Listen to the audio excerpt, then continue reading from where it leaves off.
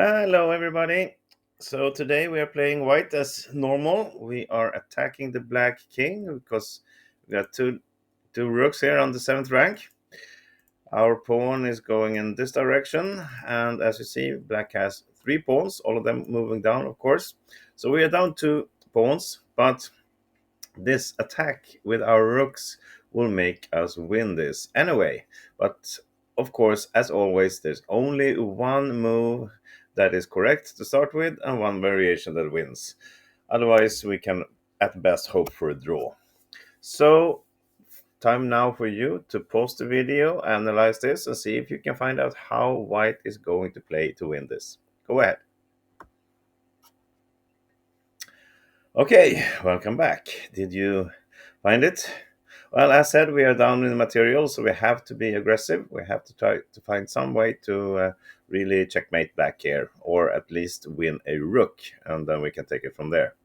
So let's start looking at rook b7. Looks like an interesting move. It's threatening checkmate right away. The problem is that it's not correct. That will allow black for a check here on the 8th rank. And if we king goes up here, well, then we see a rook exchange, and this is losing for white. Now we don't have anything left. And if we go to c7 instead, well, then we blocked our rooks here. We're not going to do much. Black can play on naturally, like b5, something like that. Perhaps we want to go here and have anything to work with the 8th rank, but we already allowed black to put his rook on the 8th rank, and now it's nothing more we can do. We can probably do something like this and go for a draw. Okay, so we're not starting with rook b7. What about moving a rook to the 8th rank? And now we are threatening checkmate by moving the king. Maybe not there, but this with a discovered check, and then take here with a checkmate. Well, black sees this, and he does not want to allow us to go to the 7th rank with the king. So instead, he will place his rook on a7. And now our king is really bound to the 8th rank. And oddly enough, black is very, very secure here. There's no chance for us to win this. We are losing this big time, really. So it's not going to do us much. And the same will go if we use the other rook. It's exactly the same variation. Rook a7 wins this for black. We are really out of options here, so we can't do that either. No, so we want to start with moving the king. But king c7 is not good enough. That will again allow black to put a rook on the 8th rank. And now, even if we can grab here, we're still down in material. Black will put the rook on b8. Now he created really a fortress here, and we don't have anything left for us to do to win this. This is just going to be a draw in the end. So instead, the correct first move is to move the king, but we have to do it with a tempo. We are attacking the black rook here. If he moves away, now we're stopping him from coming to the 8th rank also on e8. So if he moves away something like this, well, now it's going to be a checkmate in a couple of moves. Check, king is forced up, and we just play king d6, and this is checkmate. Well, we got one more move if he wants to, something like this.